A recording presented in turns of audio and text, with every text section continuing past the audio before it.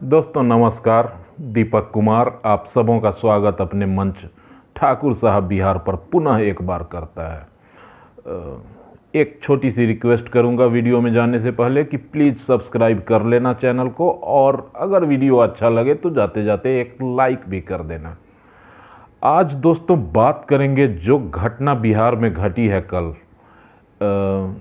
एक विधानसभा मार्च का आयोजन किया था भारतीय जनता पार्टी के नेताओं ने, जो कि गांधी मैदान से विधानसभा तक जाना था, और उस दरमियान बिहार पुलिस ने जो कार्रवाई की है उससे संदर्भ में उसके बारे में आज बात करेंगे और बहुत संक्षिप्त में जानेंगे कि आखिर ये क्या हो रहा है बिहार में।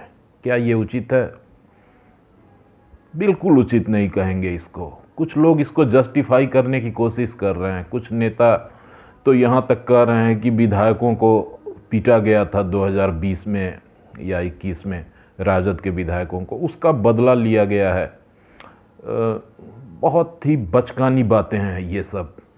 एक विधायक को अगर पीट दिया गया, उसके बदले में आज एक छोटा कार्यकर्ता जिसकी जान चली गई, उससे तुलना कर रहे हैं आप।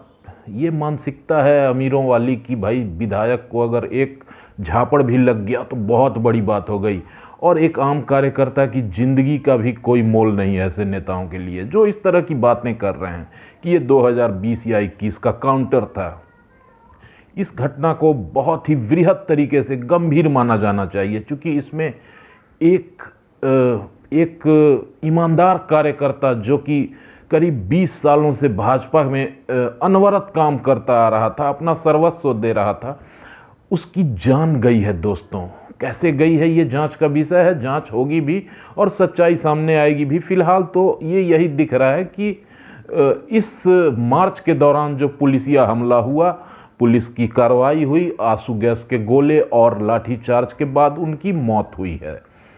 खैर, और आगे बढ़ेंगे। सिर्फ एक मौत ही नहीं हुई है दोस्तों, करीब दर्जन भर से अधिक नेताओं और कार्यकर्ताओं के सर फोड़ दिए गए हैं। लाठियों से उनके सर पर प्रहार हुआ, पूरी पीठ फोड़ दी गई है कई लोगों की, कई लोगों को फ्रैक्चर है, और कार्यकर्ताओं को तो खैर गिनती ही नहीं कर सकते आप कितने लोग घायल हैं। बड़े नेताओं में जनार्दन सिंह सिग्रीवाल जो केंद्रीय मंत्री थे, अमरिंदर बाबू बिहार में भी मिनिस्टर थे, कृषि मंत्री थे, और यहाँ तक कि विपक्ष के नेता हमारे विजय बाबू को भी मारा गया सड़कों पर गिराकर। सम्राट चौधरी ने भी कल लाठियां खाई, बिहार प्रदेश अध्यक्ष ने।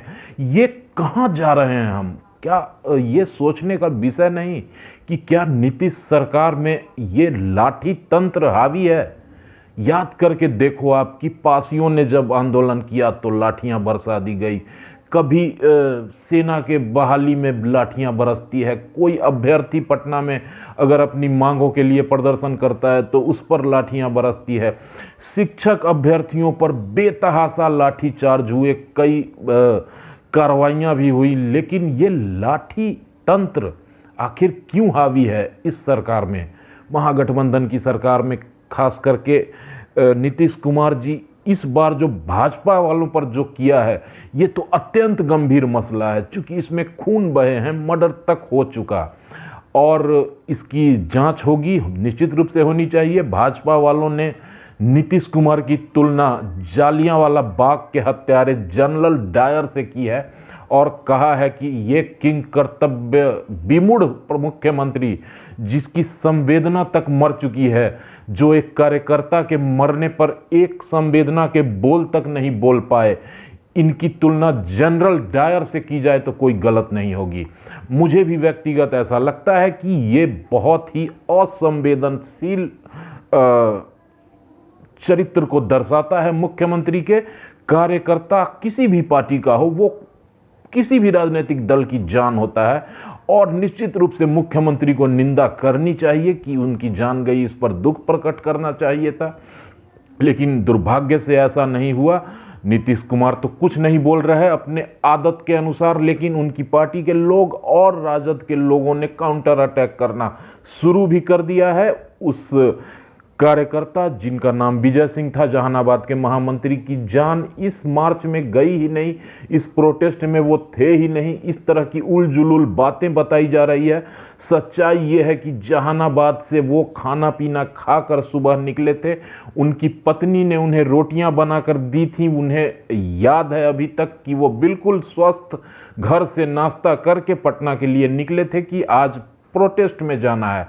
और ये सत्ताधारी दल के लोगों का कहना कि ये तो कहीं अलग आए हुए थे और अचानक तबीयत खराब हो गई और इनका देहांत हो गया। खैर, जांच हो रही है, जांच होगी। पुलिस ने भी कुछ बयान दिए हैं, डीजीपी ने, लेकिन स्वाभाविक सी बात है कि सरकार के जो निर्देश होंगे, डीजीपी साहब उससे अलग कुछ नहीं बोल सकते अगर उनको डीजीपी बने रहना है तो।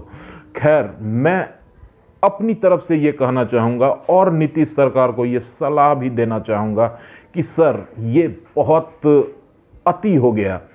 कृपया इस तरह की घटनाओं पर रोक लगाएं और लाठी चार्ज वाली संस्कृति से बाहर निकलें।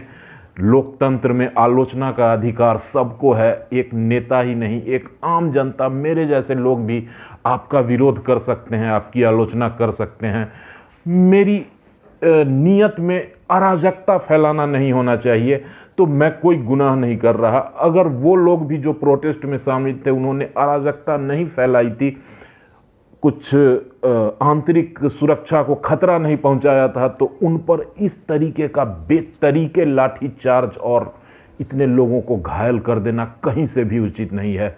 इस बात पर सोचना जरूर। और नीतीश कुमार, ये सब लोगों का कहना है कि आप जिस नए गठबंधन में गए हैं वहाँ की संस्कृति है लाठी संस्कृति। 2004 से ही लाठी रैली होते आ रही है और आप पर भी संगत का असर होने लगा है। अच्छा लगे तो लाइक जरूर करना। Take care, good bye.